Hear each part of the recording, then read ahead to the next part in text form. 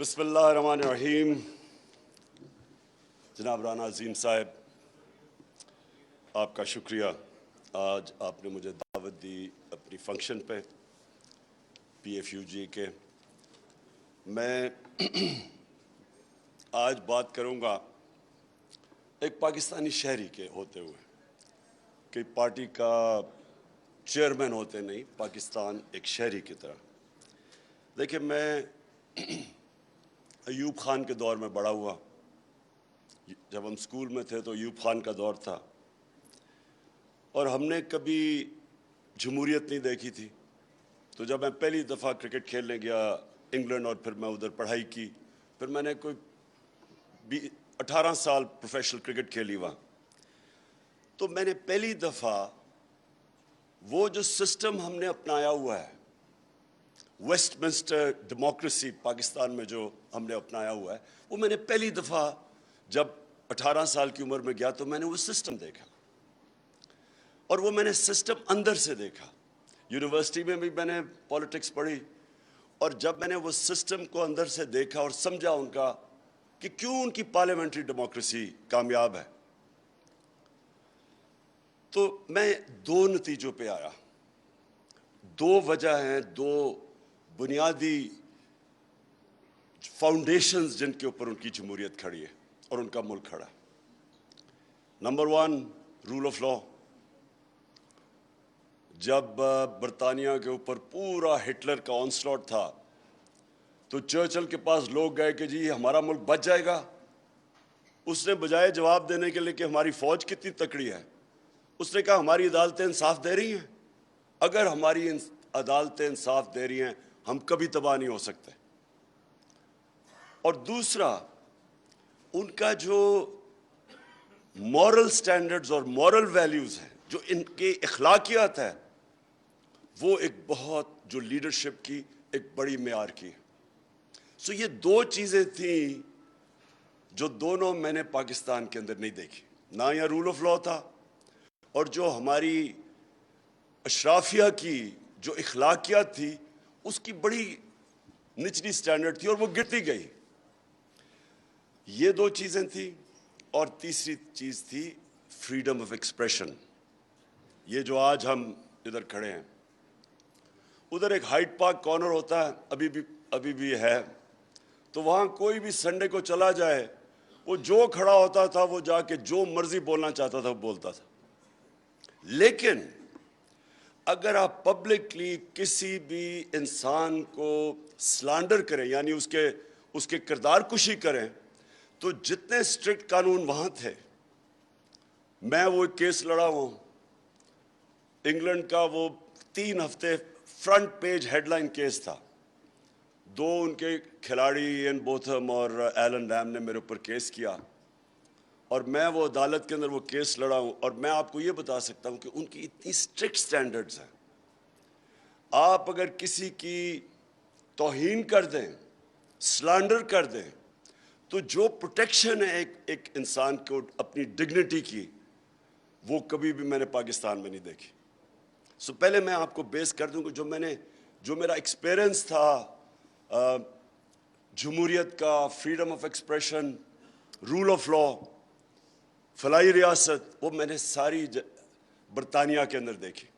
اور میں اس عمر میں گیا تھا جب یہاں نہ کوئی ڈیموکریسی تھی، یہاں ڈکٹیٹرشپ تھی، اور جو مورل سٹینڈرڈز تھے ابھی بھی. انگریز جب یہاں سے گیا تھا تو کافی ہماری جو موریلٹی تھی وہ کافی اوپر تھی.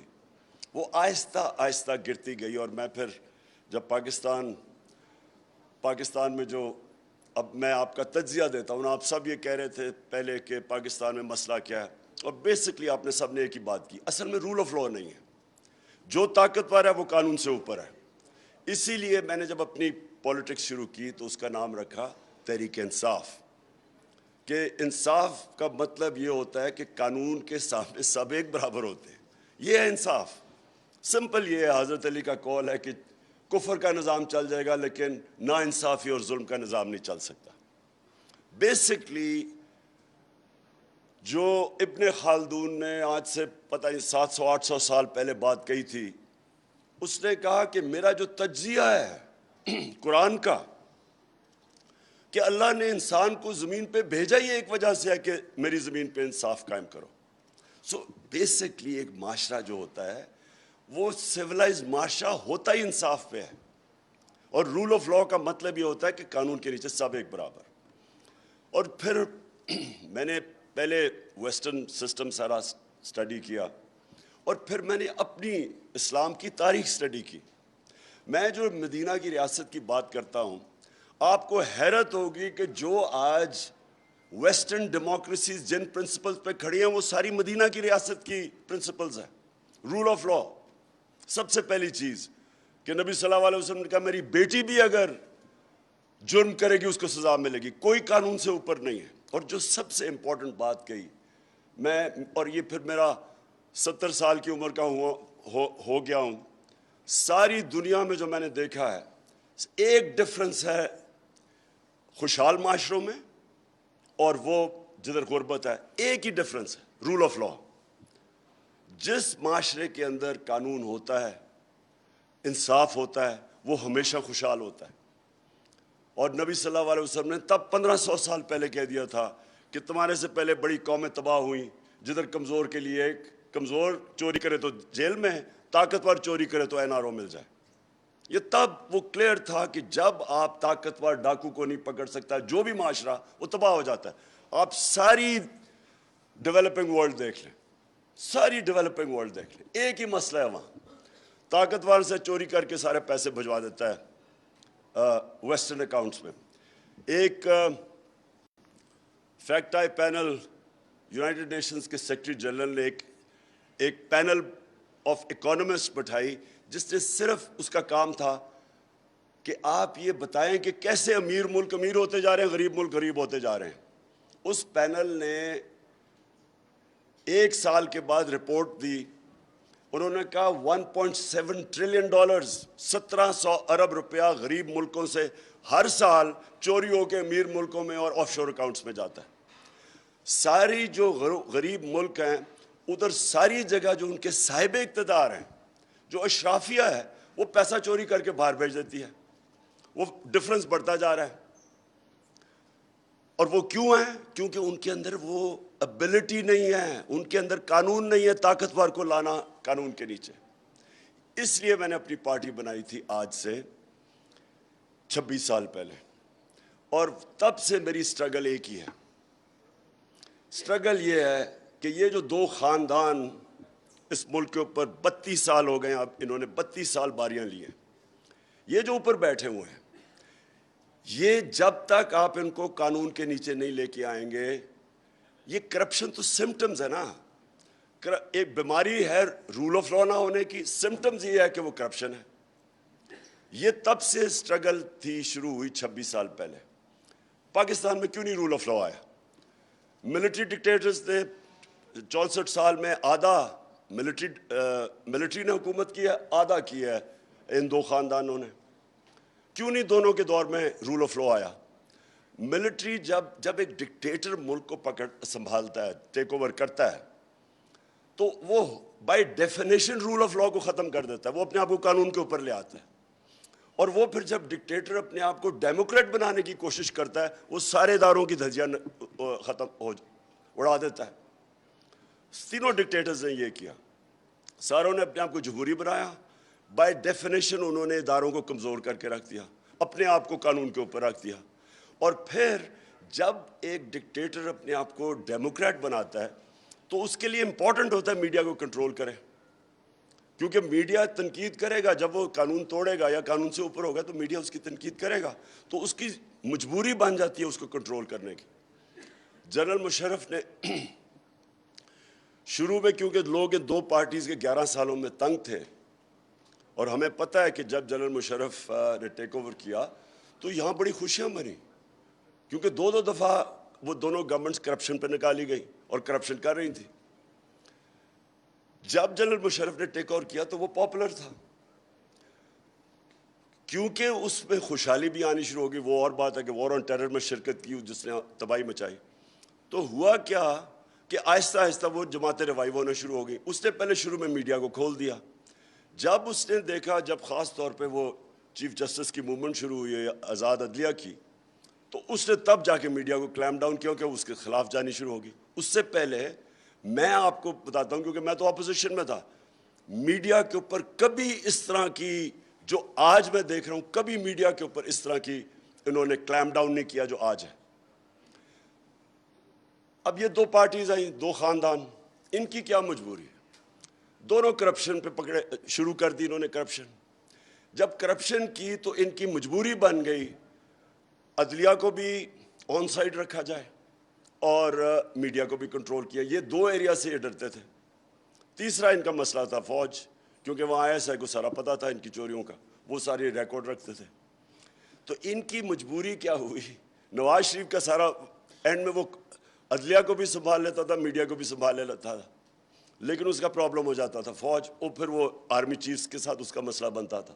وہ اس لیے نہیں تھا کہ وہ رول آف لا چاہتا تھا, اس کا پرابلم یہ تھا کہ یہ ساری جو رپورٹس نکلتی تھی کرپشن کی, یہ نکلتی تھی ایجنسیز کے ذریعے. زرداری کا سملر پرابلم تھا. تو انہوں نے بھی میڈیا کو کلیم ڈاؤن اس لیے کیا کہ یہاں وہ کنٹرول کرنا چاہتے تھے انفارمیشن.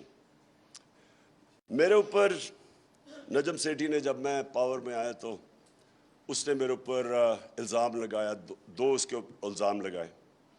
میں عدالت میں چلا گیا, 3 سال ایز پرائم منسٹر مجھے تو کوئی ریلیف نہیں ملا. نواز شریف کے اوپر اس نے جب 97 یا 98 میں الزام لگایا, اس نے اس کو 3 دن بند کر کے مار پڑوائی. فرق کیا تھا؟ فرق یہ تھا کہ میں جب بنا تو مجھے کوئی میڈیا سے کبھی خطرہ نہیں تھا. میں یہ آپ کو کلیئر کر دوں کہ جب میں پرائم منسٹر بنا, مجھے تو میڈیا سے کبھی ڈر نہیں تھا. اور آپ اگر اٹھا کے دیکھیں جتنی تنقید مجھے 3.5 سال سے میڈیا سے ہوئی, کسی پرائم منسٹر کو نہیں ہوئی ایسی تنقید. میں نے تو کبھی کوشش نہیں کی میڈیا کو پیسے کھلانے کی. میں نے ایک میڈیا کے اوپر کبھی کسی کے اوپر ایکشن, سوائے نجم سیٹھی کیونکہ اس نے ذات پہ مجھے اٹیک کیا تھا, اس کے اوپر عدالت میں گیا, میں نے ایک میڈیا کے اوپر کوئی ایکشن نہیں لیا.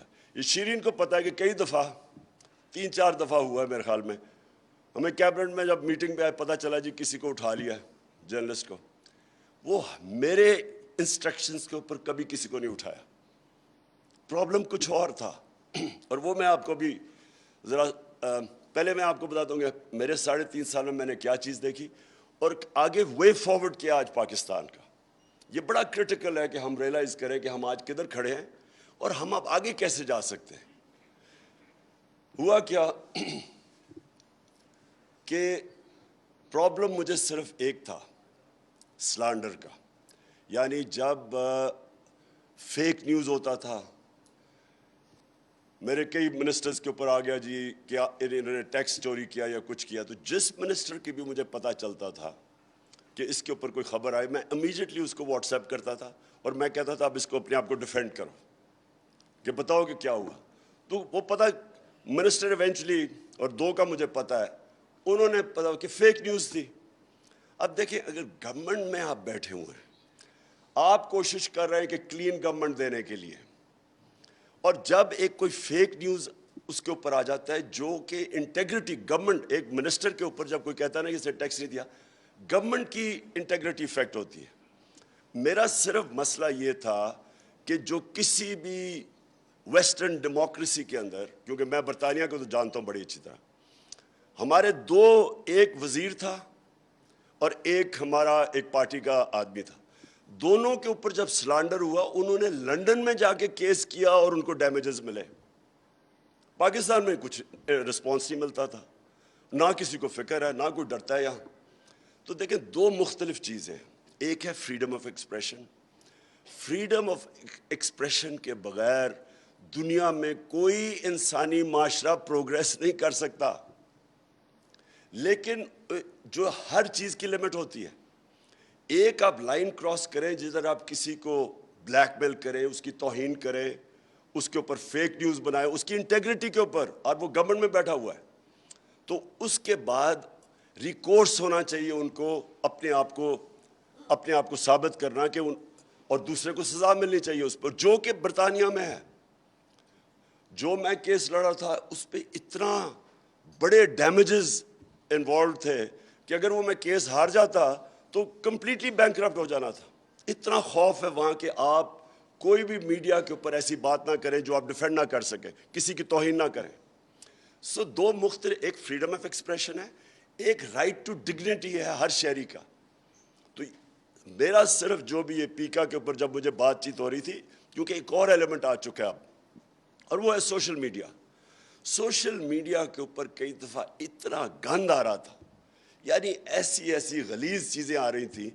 اب اس کے اوپر پروٹیکشن چاہتے تھے ہم. تو ہمارا تو انٹرسٹ وہ تھا کہ, اور بائی دا وے یہ ہمارا ایشو نہیں ہے, ساری دنیا کے اندر, کیونکہ سوشل میڈیا نیا فینومینا ہے, ساری دنیا کے اندر ڈیبیٹ چل رہی ہے کہ اس کو آپ نے کیسے چینلائز کرنا ہے. ہاں, اس کو برطانیہ کے اندر اب بڑے اسٹرکٹ لاز ہیں سوشل میڈیا کے اوپر, بالکل وہی قانون ہے جو کہ عام میڈیا کے اوپر ہے, وہ کر سکتے ہیں. ہمارا ابھی یہ سارا ایک فلوئڈ سچویشن ہے. سو فریڈم آف ایکسپریشن, میں پھر سے آپ کو کہتا ہوں کہ معاشرے کے اندر جب تک ایک تعمیری کرٹیسزم نہ ہو, ایک میں گورنمنٹ میں بیٹھا ہوا تھا, کئی دفعہ جب تنقید ہوتی تھی تو بڑا ہمیں فائدہ ہوتا تھا اس تنقید سے. وزیروں کو میں پوچھتا تھا کہ یہ تمہارے اوپر آئی ہے, تمہاری وزارت پہ آئی ہے, یہ فائدہ کرواتے ہیں, یہ ہمارے ایک واچ ڈاگ ہے.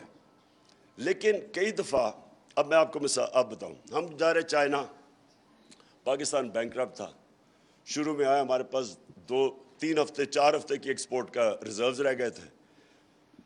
تو جب چائنا جانے لگے, اور چائنیز کی بڑی ان کی ایک اسپیشل, ان کی عجیب سائیکی ہے, وہ بڑے سینسٹیو لوگ ہیں. چائنا صبح جانے لگا تو 2 مین پیپرز کے فرنٹ پیج پہ لکھا ہوا ہے کہ Imran Khan decides to review CPEC. اب دونوں headline, major headlines تھی. جیسے ہی وہاں پہنچے, وہاں ایمبیسڈر خاتون مجھے ملنے آئیں, انہوں نے کہا ہمیں اتنا مسئلہ بڑا ہے. چائنیز ہوم منسٹری نے, انہوں نے ہمیں بلا کے پوچھا کہ یہ کیا مطلب تمہارا. وہ بالکل ایک دن تو ان کو ٹھیک کرنے میں لگا کہ یہ فیک نیوز ہے. سو میرا صرف یہ مسئلہ تھا کہ ایک آگے ملک کا مسئلہ, اکنامک سچویشن بڑا مشکل تھا, اس کے بعد ایڈیشنلی یہ فیک نیوز ہمارے لیے مشکلیں پیدا کر. ایک دفعہ آ گیا جی آئی ایم ایف سے سمجھوتا ہو گیا کہ روپیہ 184 پہ پہنچ جائے گا, ان دنوں میں روپیہ 140 پہ تھا. تو ایک دم جب اسپیکولیشن شروع ہو گئی مارکیٹ میں, روپے پہ پریشر پڑ گیا. پہلے ہی ریزروز نہیں ہمارے. میں ان چیزوں کی بات کر رہا ہوں کہ یہ ادھر یہ جو بیلنس ہے یہ بڑا امپورٹنٹ ہے. لیکن فریڈم آف ایکسپریشن, نہ مجھے کبھی کسی سے ڈر تھا کہ میری کوئی چوری کسی نے پکڑ, کہ مجھے ڈر ہے کہ میرے کوئی میری چوری یا کرپشن سامنے لے آئے گا.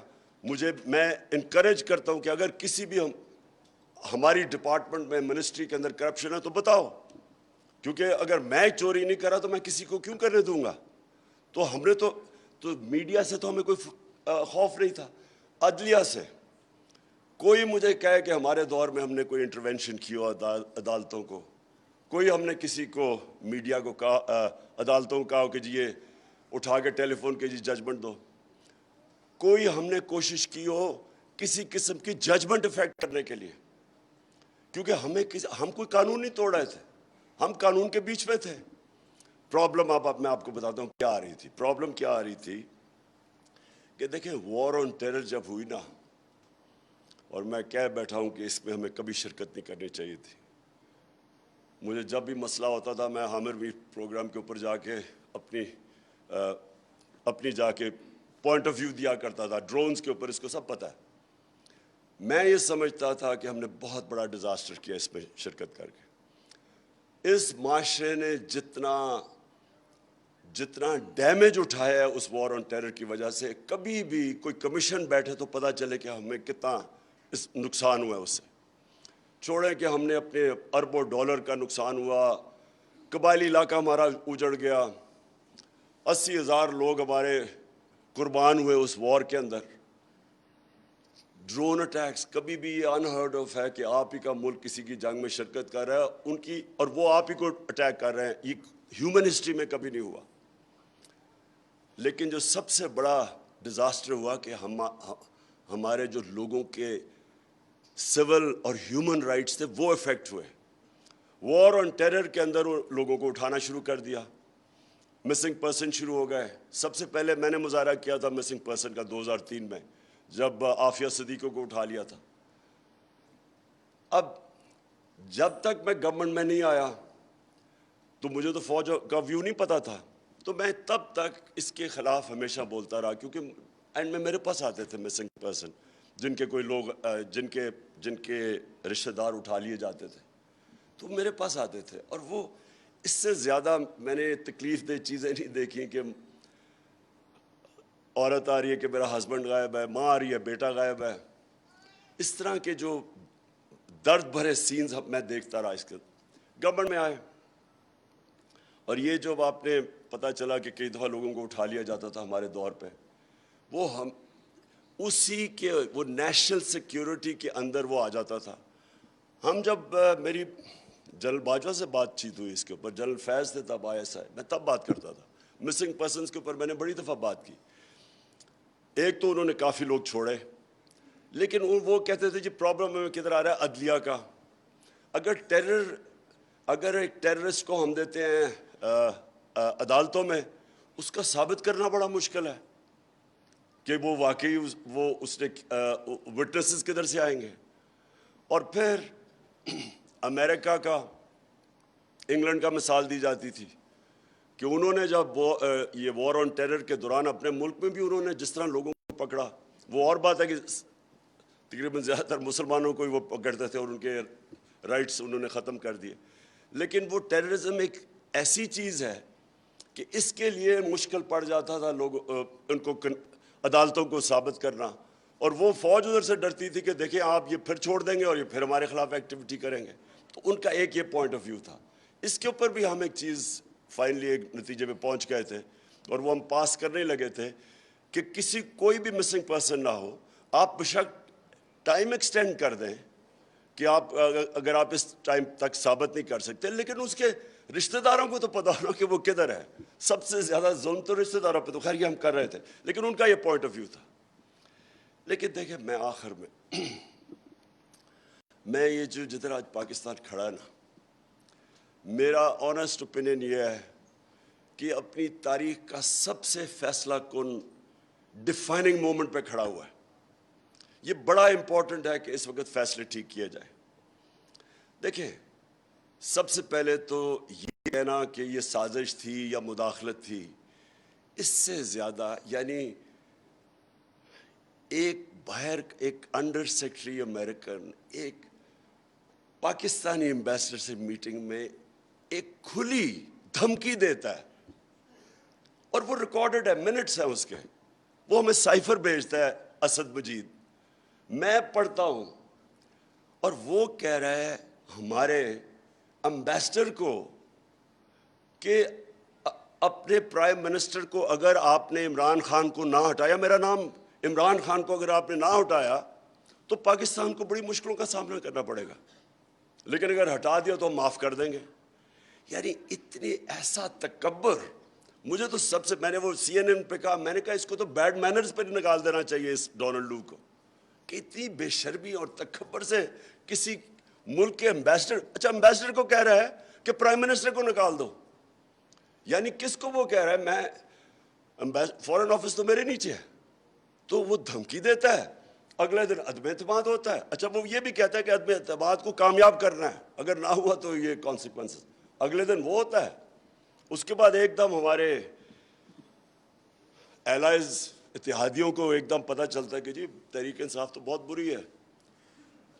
اب یہ جو آخری 2 سال پاکستان اکنامک فیز کے اندر ڈاکیومنٹڈ ہے کہ 17 سال میں سب سے بہترین ڈیولپمنٹ ہوئی آخری 2 سال میں, یہ گورنمنٹ کی economic survey, Pakistan economic survey کے اندر.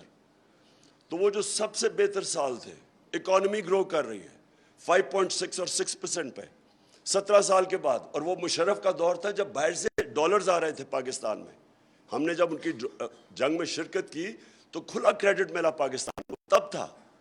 تو کرونا کے باوجود ایک اکانومی اوپر جا رہی ہے, اور سسٹینیبل گروتھ پہ کہہ رہا ہے IMF پاکستان جا رہا ہے. اور اس وقت ایک دم اتحادیوں کو یاد آتا ہے کہ یہ تو بہت بری گورنمنٹ ہے. پھر ہمارے جو لوگ, اب یہ سوچیں کہ امریکن ایمبیسی ان لوگوں کو بلا رہی ہے جو ہمارے بیک بینچرز تھے, ان کو پتا تھا خوش نہیں ہے, پروونشل اسمبلی میں بلا رہی ہے. عاطف خان کو بلا لیا کہ اچھا جی آپ کی سنا ہے اس سے تعلقات اچھے نہیں محمود خان سے, تو عدم اعتماد کا کیا ایشو, ہم اگر کریں تو کیا ہوگا. کون سی دنیا میں ایمبیسی اس طرح کرتی ہے؟ اور یہ 3-4 مہینے پہلے عدم اعتماد سے یہ شروع ہو گئے تھے کرنا, بار بار مل رہے ہیں ہمیں, ساری رپورٹ آ رہی ہے, ساری اپوزیشن کے ممبرز کو مل رہے ہیں, سب کو پتہ چل گیا 2 مہینے پہلے کہ جی آنے والا ہے. اور جو امریکن ایمبیسی کو مل رہا تھا سب جی امریکن نے فیصلہ کر لیا.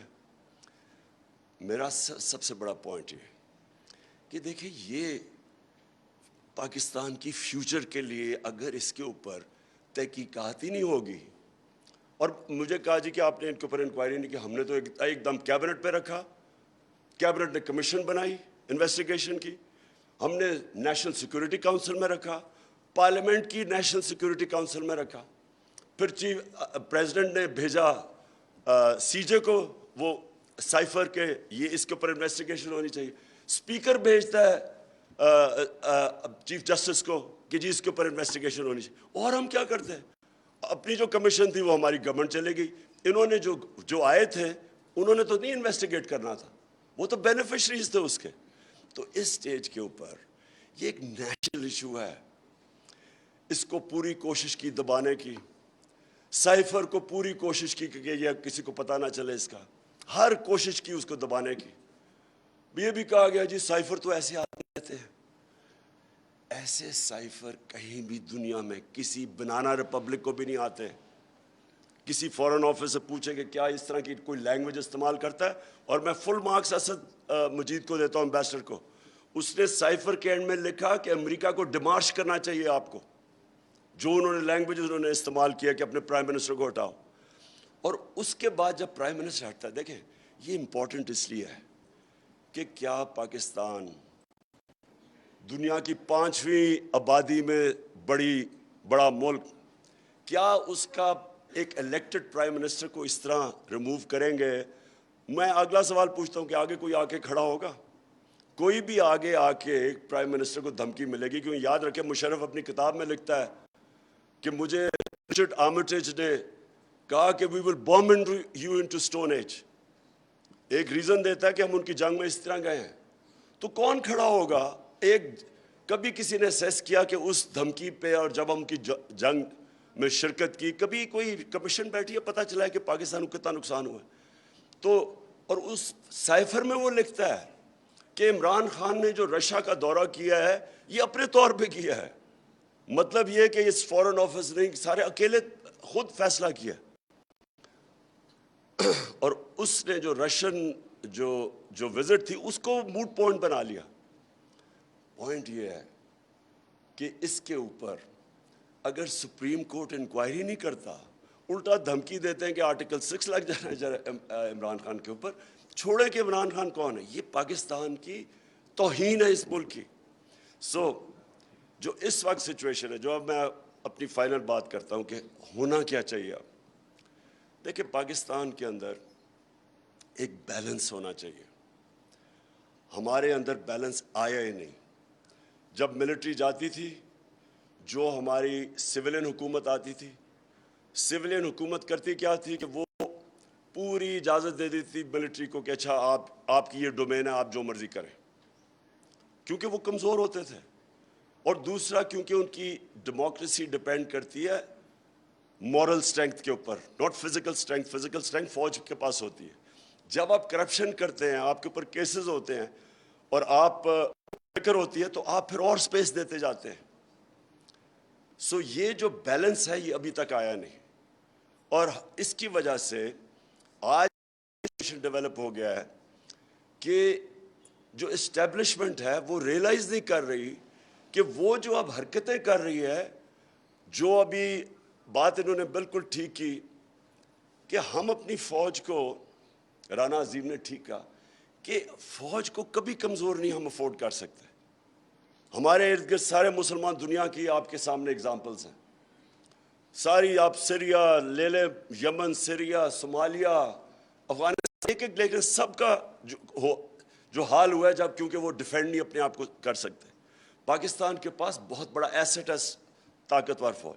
اس کو ہمیں بچانا ہے, کیونکہ اگر پبلک کے اندر اور فوج کے اندر فاصلے بڑھتے رہے جو بڑھ رہے ہیں تو اس سے ایونچولی فوج کو نقصان ہے اور پاکستان کو نقصان ہے.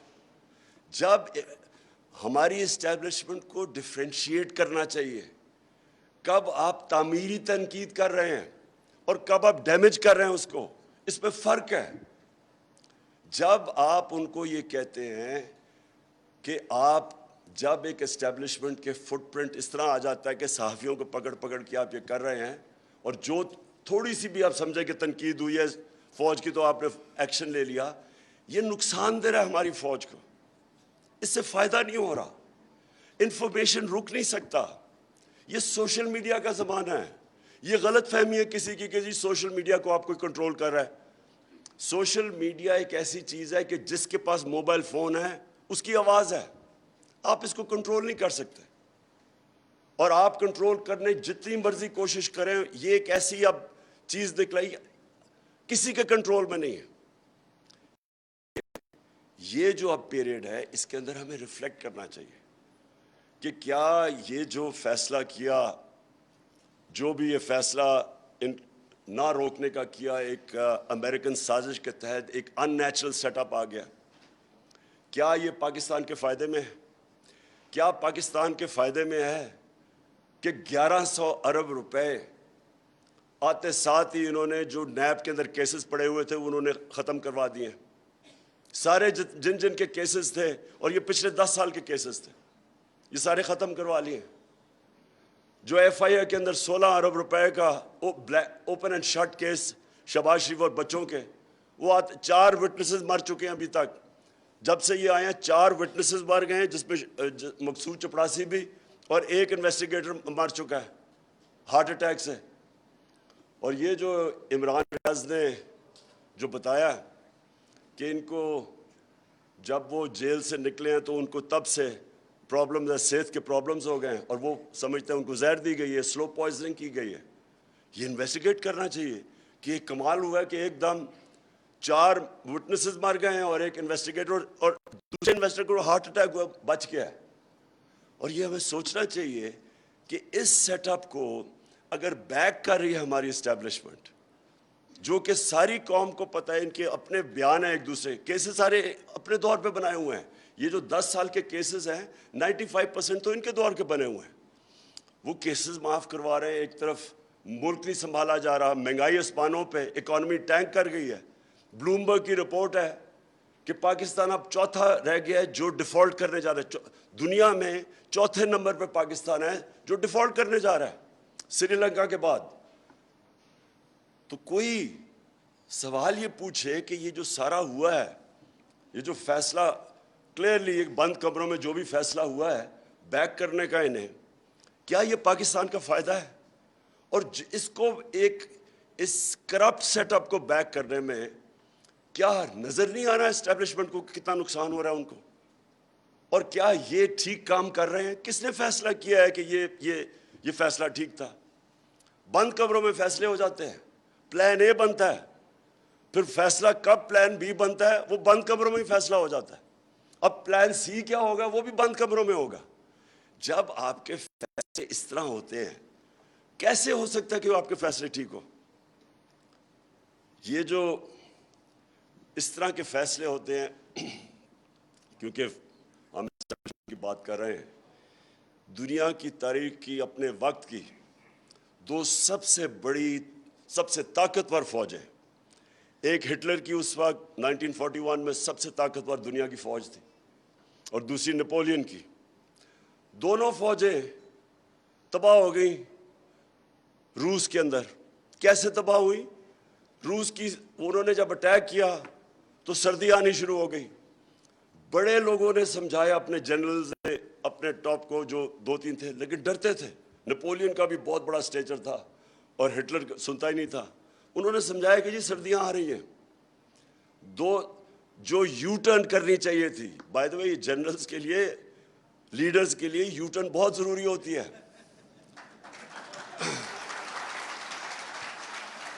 کیونکہ کوئی بھی لیڈر اپنے آپ کو عقل کل نہیں سمجھنا چاہیے. غلطیاں ہوتی ہیں لیڈر سے. بہتر یہ ہوتا ہے کہ غلطی پہچان کے تو وہ کہتے ہیں نا ہول اسٹاپ ڈگنگ. آپ کو پتا ہونا چاہیے کہ یہ اب میرے سے غلطی ہو گئی ہے تو اب واپس آ جائیں. دونوں دنیا کی اس وقت کی سب سے طاقتور فوج سردیوں میں تباہ ہو گئی, روس کی سردیوں میں. آج بھی ایک ہی راستہ ہے.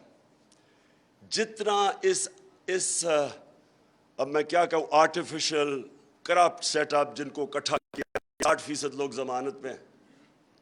میں جو 2 باتیں کہی تھی انگلینڈ کے اندر 2 چیزیں, ایک رول آف لا تھا اور ایک ان کی اخلاقیات تھی. آپ صرف ایک چیز سوچ لیں, بورس جانسن بھاری اکثریت سے جیتا ہے, وہ اس کی اپنی پارٹی نکال دیتی ہے. کس چیز پہ؟